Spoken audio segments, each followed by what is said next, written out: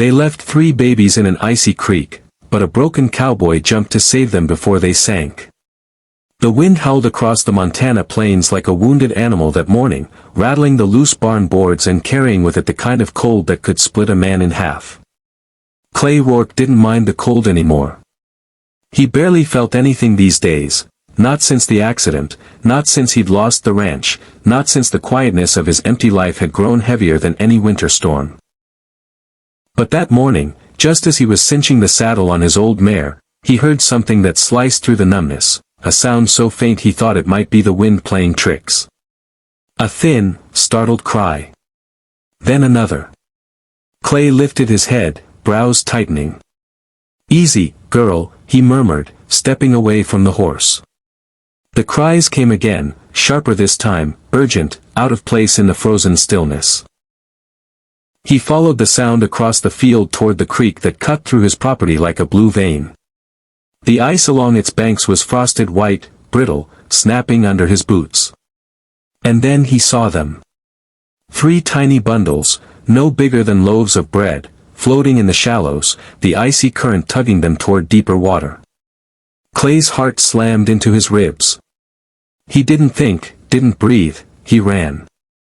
The bank gave way beneath him and he plunged into the creek with a shout. The cold hit him like a hammer, freezing his lungs, stealing his breath. But the only thing he could focus on were those tiny, helpless bodies drifting farther from the reach of the shore. He waded deeper, water up to his chest, fighting the current as his boots slipped on rocks slick with ice. His fingers numbed instantly, but he grabbed the first bundle, a baby girl wrapped in a thin, soaked blanket. She whimpered, lips blue. "Got you, sweetheart," he choked out, holding her high on his shoulder. The second bundle bobbed farther downstream. Clay lunged, nearly losing his footing, and snagged it by the corner of a cloth. A baby boy. Barely breathing. The third floated dangerously close to the deeper channel where the water turned black and fast. Clay pushed off a rock, his body going under as he lunged forward with one desperate reach. His hand closed around the tiny form just before the current swallowed it. He surfaced with a gasp, 3 infants pinned against his chest, their cries fading. His muscles screamed, his vision blurred, but he slogged back toward the bank, every step like dragging an anchor. When he finally collapsed onto the frozen grass, the babies lay silent in his arms. That silence was worse than any cold.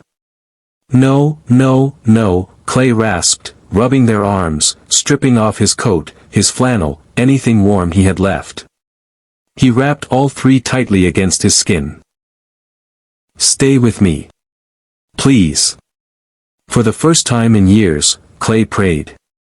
Not pretty prayers, not polished ones, raw, broken words from a man who had nothing left to lose but everything left to give. Minutes later, maybe 5, maybe 15, a pickup screeched to a halt on the road above him. 2 hikers jumped out, shouting, sprinting toward the creek when they saw the scene. Clay barely registered their words before one was dialing 911 and the other was helping wrap the babies in emergency blankets. "Sir, you're shaking, you're hypothermic, let's get you up to the truck," one man urged. Clay tried to stand but his legs refused. "Take them first," he whispered.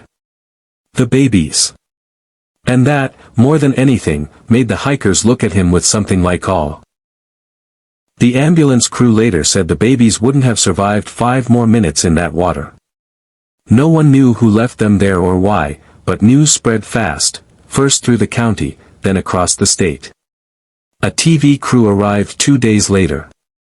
Clay wanted nothing to do with cameras, but they found him anyway, sitting beside 3 tiny hospital incubators with a look of quiet wonder on his face.